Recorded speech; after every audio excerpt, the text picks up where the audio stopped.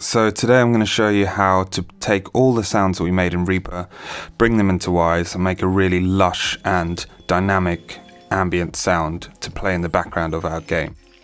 So I've already brought in the ambient forest loops, and I'll show you how I set them up. So we've got the center channel, which plays that, and then I've got the left and the right, and play them all together.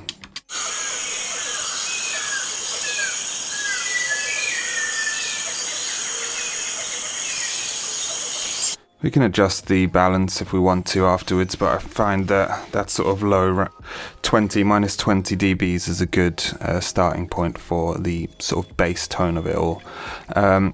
Just in case you're wondering how to pan things left and right, go into positioning, override the parent because we don't want any of this to affect it. And for the left channel, you go onto balance fade, edit, and then just bring it to your left. And do the same for the right, balance fade, edit, and bring that to the right. For the random containers, so what I mistakenly called the scatter sounds, I've got here some random containers. Set the play mode as continuous loop, infinite amount of loops, and then set this to trigger rate, and then I've got some randomization, so minus 10 and 10.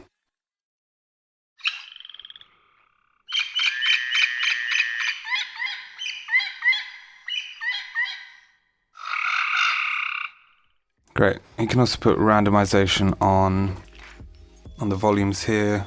It's actually not really a good idea to have a max offset because you want to know the peak level of your volume. So if you move the volume fader up, you want to know that's always going to be the top. So for volume, it is always really better just to do a minimum offset rather than have a max and minimum. Otherwise, for some reason, you might be like, why is my audio peaking? And that's because you've had a max offset and you've moved your fader down, but all of a sudden your max offset is going, hey, let's just ramp it up to here, and then it can peak and cause problems later. So it's usually best just to keep a minimum offset. Pitch.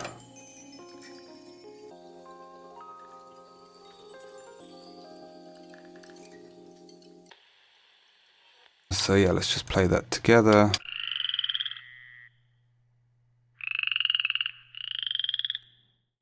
Cool. So for this ambient jungle, I've also noticed that some of the clips are quite long. So you can see here in Reaper, we've got clip 1, 2, 3, 4, 5, 6, 7. We've got clip 8, 11, and 12 are quite long. 11 and 12. They sound like they're perhaps birds, flying around, and they're quite long, so we don't want them to be stuck in one place. So I'm going to take clips 8, 11, and 12, cut these, make a new random container, and paste them in there.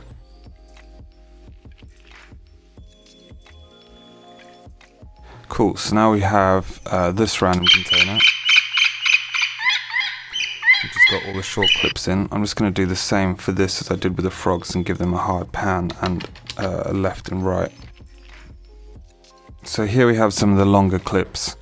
And what I want to do with that is, instead of having them play in one location in this sort of 2D space, I'm going to have a 3D emitter with automation. And the reason for this is that it will sound like the birds are flying overhead, and it's just more interesting for the listener, and it will prevent a problem that I'll show you in just one moment. First of all, you add a new path. You double click to add steps. I don't want it to start in the center.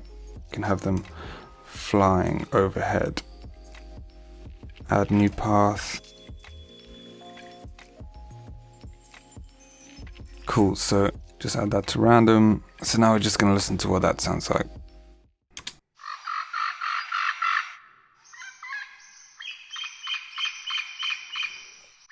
Cool. So now we can hear that the longer audio clips are panning from left to right in a sort of random manner that we set up. The reason that I like to have longer audio clips and birds and animals moving around the panning is so that we don't have this effect where you get a bird sounding like it's sitting on your shoulder when you're moving fast through the environment.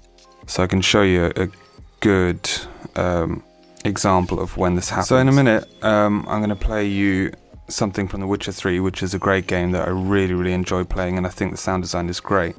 But there is one problem with the ambient sounds, and that is with the bird. And the bird sounds as if it's stuck on the right-hand side of the listener, even though the bird is probably supposed to sound like it's in a tree.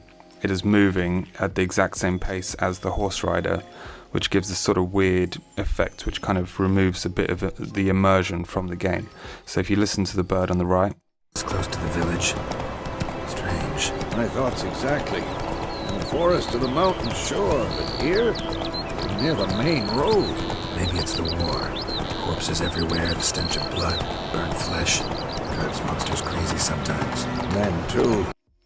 So as you can hear, even though he's past trees and he's past various other items, there's a trigger of quite a long bird song on the right hand side.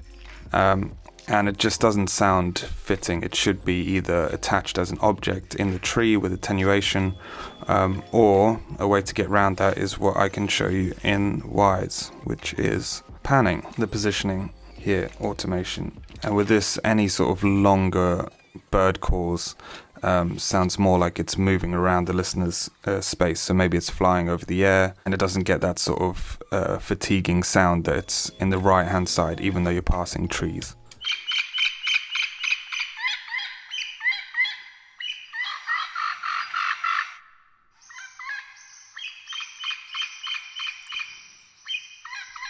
So just that bit of movement gives it a little bit more of an interesting sound. So let's play all these sounds together again.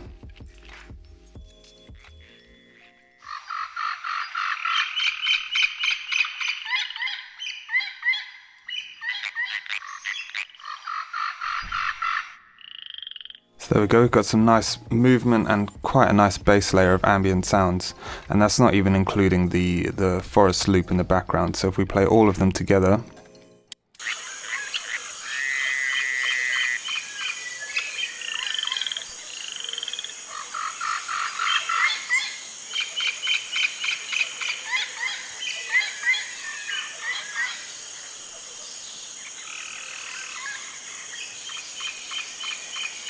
great, that's starting to sound really nice, and I'm just going to add more and more sounds to give it a lot more richness.